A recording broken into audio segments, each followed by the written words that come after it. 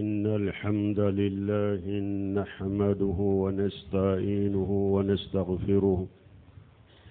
ونعوذ بالله من شرور أنفسنا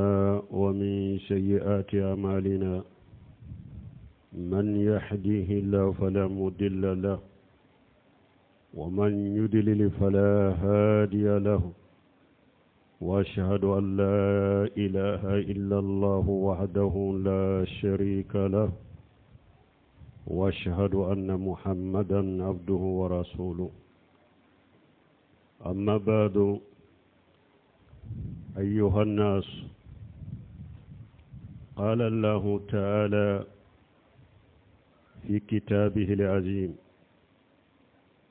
إنما مثل الحياة الدنيا كماء أنزلناه من السماء فاختلط به نبات الأرض مما يأكل الناس والأنعام حتى إذا أخرجت الأرض زخرفها وزينت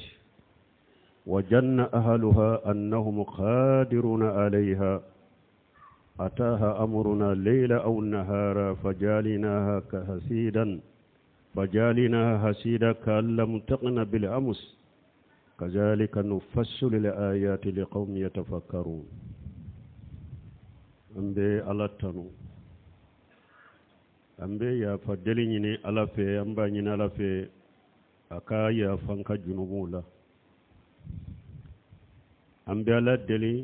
akan kisi kabanyiro kun toro manan kabara jugu nyalai jo min kanda mogote soro min bo fili nyala mogo min fana fili mogote soro min bo kanda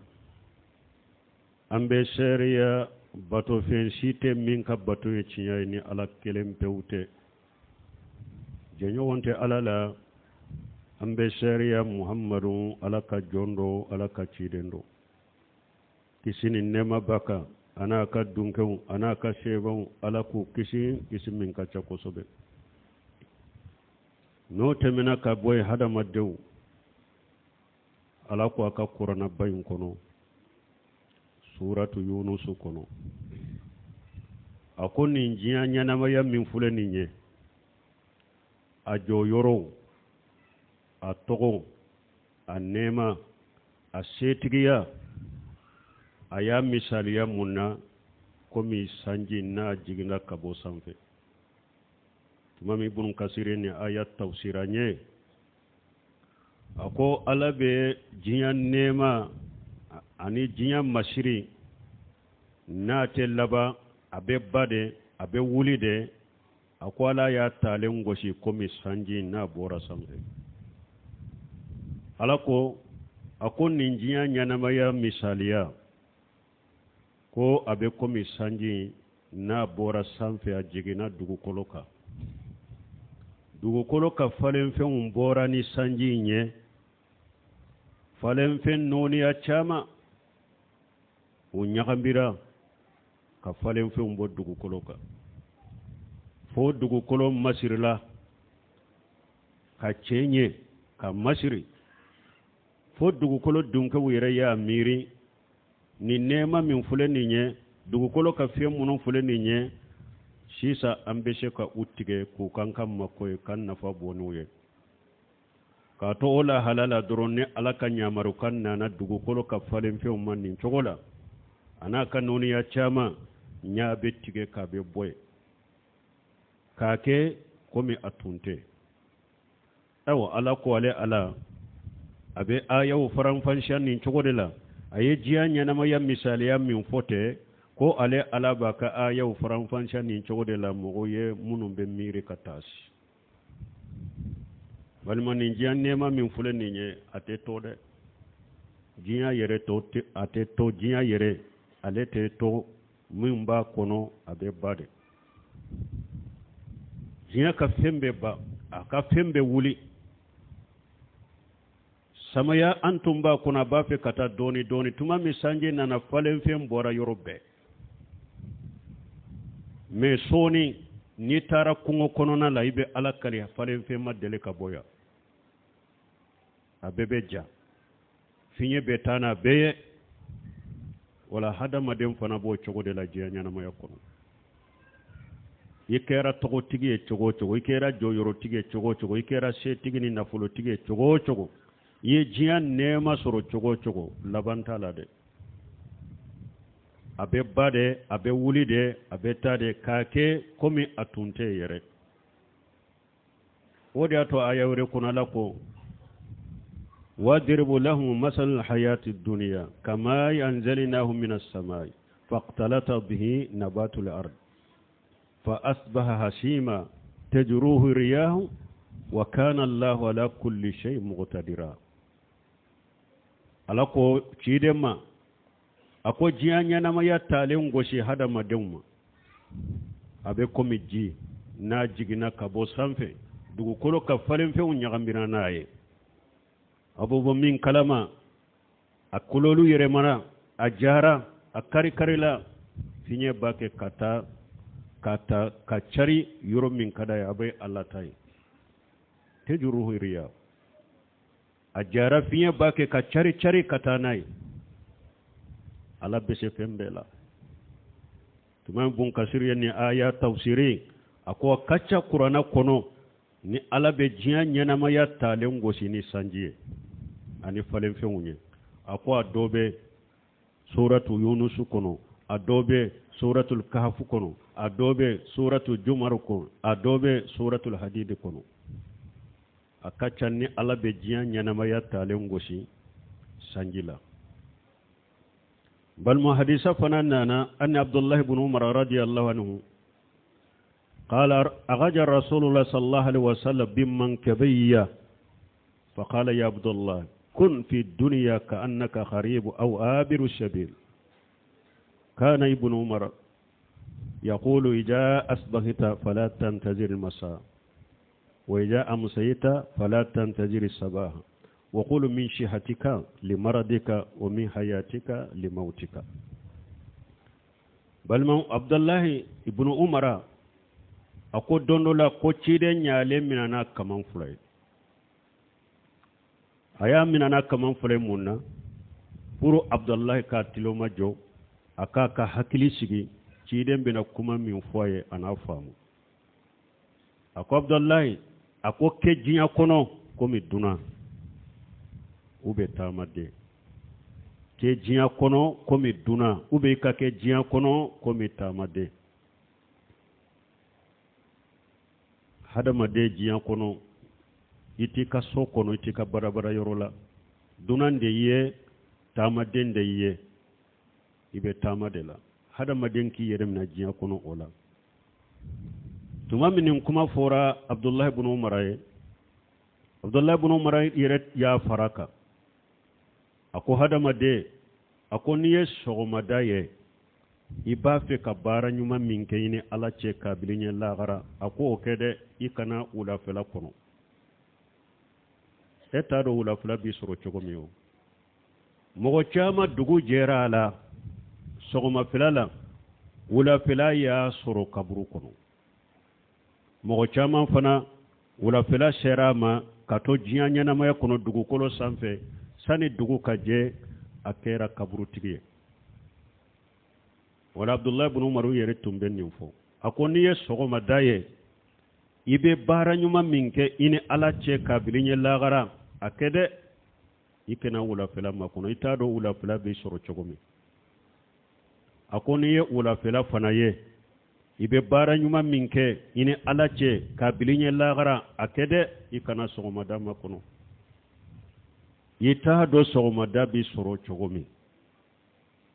aw Abdullah ibn Umar ko tugune akoy ka jate mina ni be kene yala ado koy be na banade ni hadama dembe kene yala wakati mi bana wakati o miri de ibe ala bara minke ibe nyuma minke ake ika kene maya wakati sani bana fana ki soro ki dese awa ko ni be nyana maya fana la ado koy be sade ni mo be den nyana maya kono inni mbila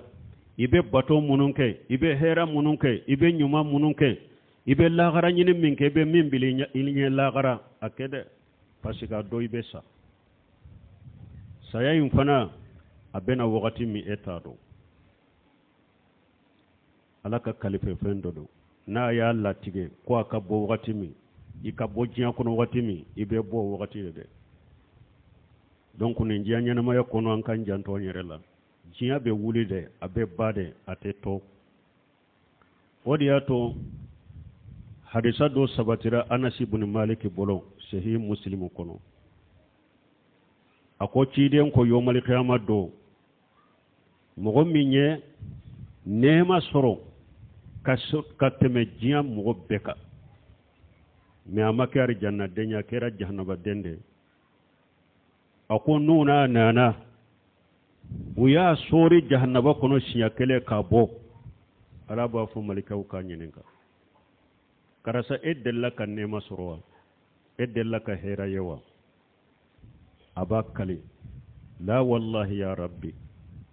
abafu ay wallahi intigi ala nema delika nema soro madelika heraye woyede mogo minye nema soro jiyan kono kateme jiyan mogo beka depe ala ye jiyan dafo kata jiyan wuli mogo min kera jiyan nema tigi na soro tigi ana fen tigi kateme beka me amake arjana denya kera jahannaba dende nu ya sori jahannaba kono sinya kele kabo ka nyinen ka ale aba akali ala ye ko ale madelika heraye ko man nema ya bara madelika hera ya bara hera madelika ale sura bara sori kele jahannaba kono kabo balmo ciden ko fana akoni mogo minye gele ya soro jiya kono kateme beka jiya ka fanta minye fanta ye kademe jiya mogo beka minye tora ni degun soro ani balawu kateme jiya mogo beka me akera arjanna denye ciden ko nuna unana naye nu ya sori arjanna kono sinya kele kabo ala bafo malikaw ka nyininka karasa edella ka gele ya yewa balawu della ki sorowa abafu wallahi intigi ala magele ya ye abada balawu mane soro abada madeli ka ewa minye degun koniye ne madeli ko ya abada sori ka arjanna kono ki lako balmo ni njiya nyanama ya anka nanche siri kanyere di njiya nyanama tede anka njanto nyere la koy أعوذ بالله من الشيطان الرجيم اعلموا أنما الحياة الدنيا لعب ولهو وزينة وتفاخر بينكم وتكاثر في الأموال والأولاد كمثل الغيث أعجب الكفار نباته ثم يهيج فتراه مصفرا ثم يكون هتاما وفي الآخرة عذاب شديد ومغفرة من الله ورضوان وما لحياة الدنيا إلا متاع الغرور بارك الله لي ولكم في القرآن الحكيم ونفعني وإياكم بما فيه من الذكر الحكيم أقول قولي هذا واستغفر الله لي ولكم ولسائر المسلمين من كل ذنب واستغفروه إنه هو الغفور الرحيم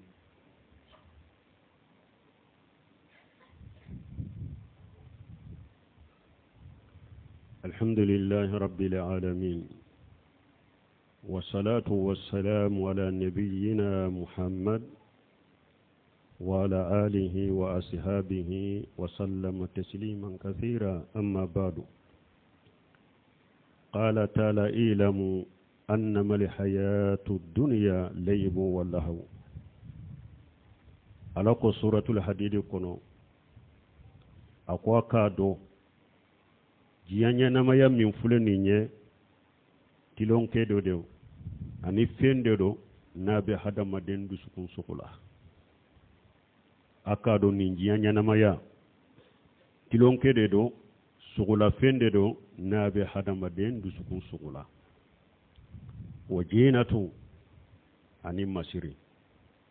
watafaghuru bainakum fil amwali wal awlad وتفاخر بينكم وتكاثر في الأموال والأولاد أني كواسو نيغنا ni jiya ñanamaya tilonke sugula fe na be dusukun sugula ani masiri ani ka waso ɲɔgɔn ma ani ka ɲɔgɔn da nafolo ɲinina ani ka ɲɔgɔn da den wolo la nka denw ka ci den ye nka denkɛw ka ca denw ye watakasur fil amwali wal awlad ani ka ɲɔgɔn da nafolo caman ɲinina ni den caman wolo ko diɲɛ ɲɛnamaya ɲɔ de ko diɲɛ ɲɛnamaya min filɛ nin ye ko misaliya bɛ komi cogo min a misaliya bɛ komi ka masaril qais a ko misaliya bɛ komi sanji a ajabal kuffara nabatuhu sanji n'a jiginna dugukolo kan ni a bɛ falen fɛnw bɔ dugukolo kan mɔgɔ minnu tɛ muminu ye mɔgɔ minnu tɛ silamɛw ye n'u ye diɲɛ ka falen fɛnw diɲɛ ka nɛɛma bɛ olu kabako u bɛ kabako diɲɛ ka falen fɛnw ma u bɛ kabako diɲɛ ka nɛɛma in ma kafiru bɛ kabako n'a ye ala ko diɲɛ ɲɛnama misaliya bɛ komi sanji de n'a ye falen fɛnw bɔ ni kafiru n'u bɛ kabako ni o falen fɛnw ni o nɛɛma ye hajabal kufaru nabatu summa yahiz u bɛ bɔ min kalama o falen fɛnw u kulɔru bɛ yɛlɛma u bɛ ja summa yakun hutama summa yahiju fatarahu musfara summa yakun hutama i bɛ bɔ min kalama a bɛ ja a kulɔru bɛ yɛlɛma aw kɔfɛ a bɛ kari-kari hutama o bɛ kari-kari ni misali ye mun ye diɲɛ ni falenfɛn nana sisan falenfɛn bɔra sisan fo kafiru kabakɔrɔ n'a ye i bɛ bɔ min kalama ala bɛ falenfɛnw ja a bɛ bɔ dugukolo kan a foyi tɛ to dugukolo kan a bɛ komi falenfɛn tun tɛ dugukolo kan wa hadamaden fana b'o cogo de la ni e ɲɛnamaya nin diɲɛ kɔnɔ i ye tɔgɔ sɔrɔ i ye se sɔrɔ i ye jɔyɔrɔw sɔrɔ bɛ kabakɔrɔ i la karasa i bɛ bɔ min kalama don dɔ bɛ na ala b'i bɔ diɲɛ kɔnɔ i bɛ kɛ komi i mana diɲɛ kɔnɔ yɛrɛ don dɔ bɛ na i bɛ bɔ diɲɛ kɔnɔ a bɛ kɛ komi e mana diɲɛ kɔnɔ yɛrɛ ayiwa ala ko n'i bɔra diɲɛ kɔnɔ fana nin cogo la e taara lahara o y'a bannen ye wa o de y'a to a ko fil akhiratun ajabun shadidun wa maghfiratu min allahi wa ridwan ko hadamaden e tɛ to diɲɛ kɔnɔ n'i bɔra diɲɛ kɔnɔ i taara lahara ayiwa ala ko damadɔ bɛ lahara dɛ lajaba gɛlɛn bɛ ala bolo lahara junubo yafa fana bɛ ala bolo lahara ani ala ka jɛ kuma laɲini ye mun ye ni e bɔra diɲɛ kɔnɔ e tɛ to diɲɛ kɔnɔ i bɛ taa dɛ ni sera lahara ma n'a y'a sɔrɔ e tun ye baara jugukɛla ni ala sɔsɔla dɛ lajaba gɛlɛn bɛ ala bolo lahara dɛ min bɛ e sɔrɔ kiyama min bɛ sɔrɔ lahara o ye lajaba de lajaba min ka gɛlɛn n'a y'a sɔrɔ e min bɔra diɲɛ kɔnɔ e ma to diɲɛ kɔnɔ i taara n'a y'a sɔrɔ ye silamɛ ye e mumini ye junubo yafa masa de ala ye lahara ala bɛ yafi ma ala bɛ jɛ e kɔrɔ n'a y'a sɔrɔ ye silamɛ ɲuman ye e ye mumini ye ala bɛ jɛ e kɔrɔ ye junubo yafa b'i ye lahara ayiwa o kɔfɛ ala ko mali hayatu duniya illa mata'ul ghurur a ko nin diɲɛ ɲɛnamaya tɛ foyi ye fo damu min bɛ hadamaden marasa nin diɲɛ ɲɛnama tɛ foyi ye fo damu min bɛ hadamaden marasa wala n balimaw an kan janto n yɛrɛ la dɛ ni mɔgɔ min ye kuranna kala ka taasi nin diɲɛ ɲɛnamaya ala b'a taale min gosi sanji la a ka ca kuranna ayaw la dɛ ala m'o kɛ fu a m'o kɛ gansa o kɛra mun kama hakilimaw a ka miiri a ka taasi k'a fɔ bɛ nin diɲɛ ɲɛnamaya min kɔnɔ a t'a ka tɔ yɔrɔ la dɛ a t'a ka laban yɔrɔ la diɲɛ tɛ laban diɲɛ nɛɛma tɛ laban a masiri tɛ laban a tɔgɔn tɛ laban a jɔyɔrɔ tɛ laban a bɛɛ bɛ ba dɛ a bɛɛ bɛ ba dɛ i bɛ bɔ a kɔnɔ dɛ wala i k'i labɛn dɛ i k'i labɛn dɛ i ka lahara de ɲini i k'i ka lahara makara an kan janto an yere lambalimon wala o temenen kofe ñumankela munun be ñumanke ka misiru ni bato yerowu segere an be duwawu kuye nin jiya ñanama ya ñi min fo hadamaden ta ye min biriñe lagara de koy qala sallallahu alaihi wasallam yaqulu ibnu adama mali mali mali ya ibnu adama hal laka min malika illa ma akalta fa funaita وما ألبستا إلا ما أكلت فافنيتا وما ألبستا فأبليت وما تصدقت فمديت وما سوى ذلك فإنك جاهب وتاركه للناس شيدن كو هذا مدين بافون كنا فلون كنا فلون كنا فلون أكو هذا مدين يالا نفلو بإيه بلوا فو إيه مين دو كبابيو ube ye min do finila ka do ikanna ka koro ube ye min saragati ka bila inye lagara kiden ko hada madai kan na fulo itayen ni sabade akoni nununte ikan na fulo to min ni ba fara nyogonka ebe tade ka to mo de bolo ebe ta ka to chi ta ba de bolo ado lawo chi ta ba wire de be harati la chuguna mankan de be wuli kofe kele de be wuli kofe hari ka juru utese ku sara hari utese ku ka juru sara kofe mankan ni kele be wuli anofe donc ci de nyen be fo hada made islamiya saraya konnan jeke hada made kan nim be fo e yere kan nyana ma yakono de ki janto yere la ki janto yere la yatbawli mauta salasan amaluhu وماله وأهله فيرجع اثنين ويبقى واحد يعني عمله شيرين كوني هذا مدين سارا أكو فين سبادة بيت تقويكو كتا كبرو سولا إكا نفولو بيتا ينو في كبرو سولا إكا دمبايا بيتا إكا باراو بيتا أكو من فلاين بيت ساقي دي كلين دي بيت توي كفاري كبرو كونو ويه جمعي إكا باراو ikan na fule munye anta to kaburu sola nantare ne ye kaburu sola ikan mobili min kono birifini min birinila kata kaburu sola ulu be sagi ikan na fulu tuguri ko kata kaburu sola o be sagi ika dembaya idew munun tara inofe kaburu soina i modew ikan balima suru munun tari no fe kaburu soyna ube sagide mumbe to ka fare ka kaburu kono ikabara wala hada made mimbe fare ka kaburu kono ka ki baro nyogonye ijanto la de depuis ka nyana ma ya kono de hada made fana ambe na fulo munun fara nyogon ka kumara ode kadanye katemambe mimbila nyenna gara cide nyo fo hadisa wore law ako aw fulede akacce tabawde kan na fulo kada wiye katima yere taka sebo ko cide be sega ke cugudi an kelen kele koni be yere ibi yere kan na fulo fe cide ko aya famu aye min bila wunye lahara wode ya taye aw be min to ko fe o ye ce tabawde taye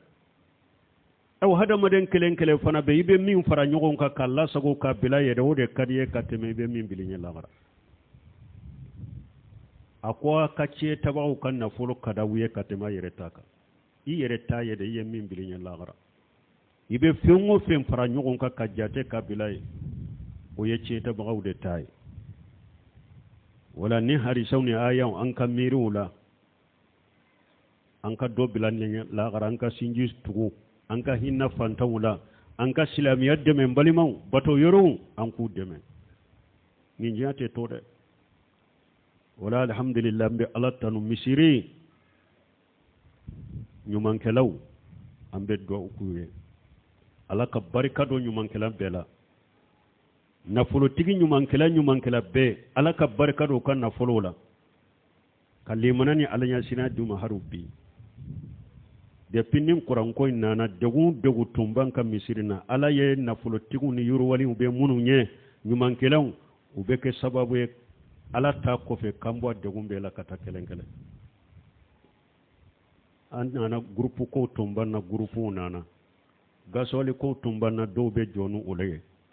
kana biya kera munye an fule pano de koro nyumankelaw ye misiri mbe yelema ka ke pano ye oye ala tanu bay ambe ala barikada folo tanu folo abe nyeshi ala dem ambe ala tanu ka kala barikado ka o temenen ko fe ala ye munun ke sababu ye ani nyumankelam be abe jiya yoro ambe duwawu kuye ni'amal malu salihu li rajuli salih nafolo bella gosilente koy wodi ato ciden ko nafolo nyuman nyana na be mugo nyuman bolo ni nafolo nyuma be mugo nyuman bolo abe sinji tugu abe hinna fantawla abe hinna balimawla abe dina deme abe dina tugu deme abe bato yero deme ciden ko nafolo nyuman nyana na be mugo nyuman bolo ala ko nafolo nyuman tigu ala ko caya silamo ka kafo kono ala kanu deme ala kanu sabati ربنا آتنا في الدنيا حسنة وفي الآخرة حسنة وقنا عذاب النار ربنا لا تزغ قلوبنا بعد إذ هديتنا وهب لنا من لدنك رحمة إنك أنت الوهاب اللهم اجعل الإسلام والمسلمين واجعل الشرك والمشركين ودمر أعداءك أعداء الدين برحمتك يا أرحم الراحمين وآخر دعوانا الحمد لله رب العالمين.